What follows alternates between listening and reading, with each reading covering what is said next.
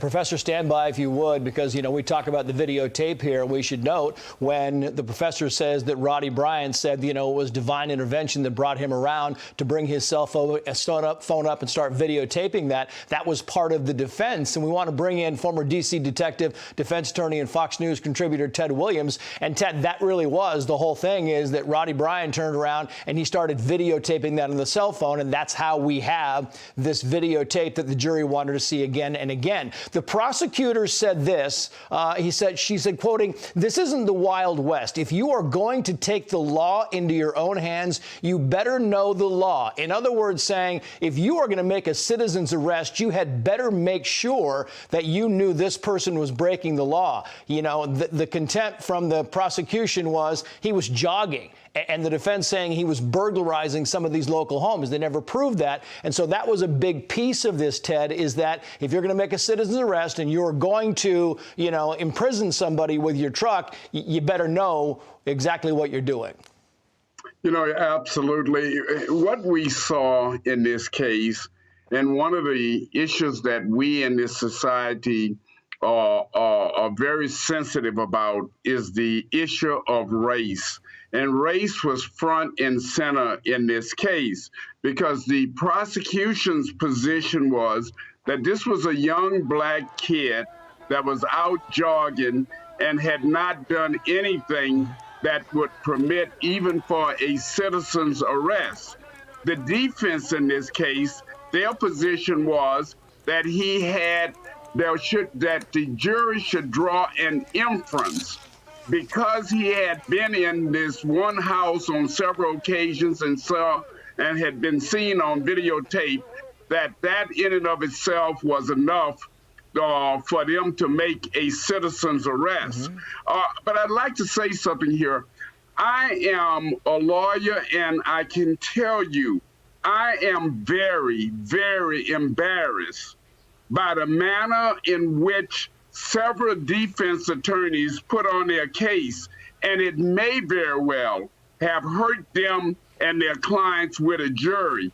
When you give a closing argument and you talk about a dead man's dirty, long black toenails, that in and of itself is very offensive. When you stand up and you tell a judge that there are black pastors in the room and that you don't want them there, that also was very offensive. And I think, sadly, that jurors at some stage during their closing argument may have picked up on some of this, and it may very well have been very injurious to their clients. And I got to tell you, just jogging, and all we had was a black kid jogging in the neighborhood, and he hadn't committed any crime. And by the way, I was thinking, they kept saying that they believe that he had committed some burglaries, but this kid was jogging. He didn't have a car. He didn't have a knapsack on him. He didn't have anything on him to show that he could have taken anything of substance out of any of these homes. It is a very sad period, but we also must look at the jury system. I know that there were a lot of people in the black community that was deeply concerned as to whether a predominantly white jury in Georgia would convict two white men. And I got to tell you, when you look at the way the defense played this case out, they consistently and kept trying to pull on the sensitivity that, hey, there's crime in your neighborhood. Hey, black people commit crimes. They pulled out every one of the racial insensitivities that they could without clearly using the word race. And that went against them. It hurt. There were fair-minded white people. The majority of this jury was white.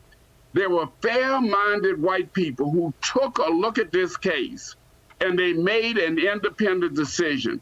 And so what we as Americans should be proud of in this verdict, or these verdicts, is that American citizens working together And irrespective of this race thing, that they could come together and that they could make a decision based and predicated on the evidence that was presented to them. Ted, we continue to take in these live pictures there since the verdict has been read there, live in Brunswick, Georgia, just several minutes ago, as the courthouse will begin to empty.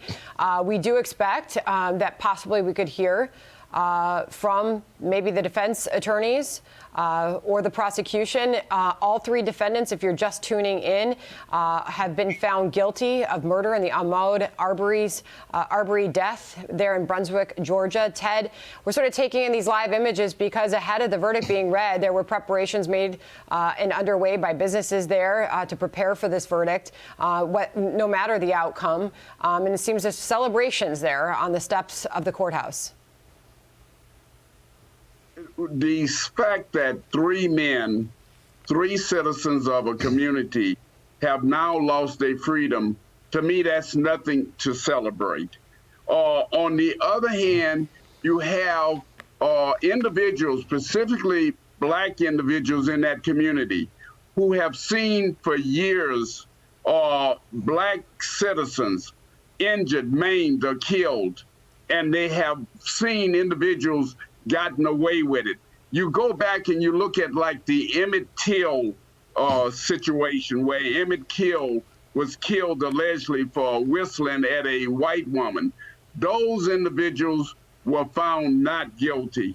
That in itself is what people have looked at.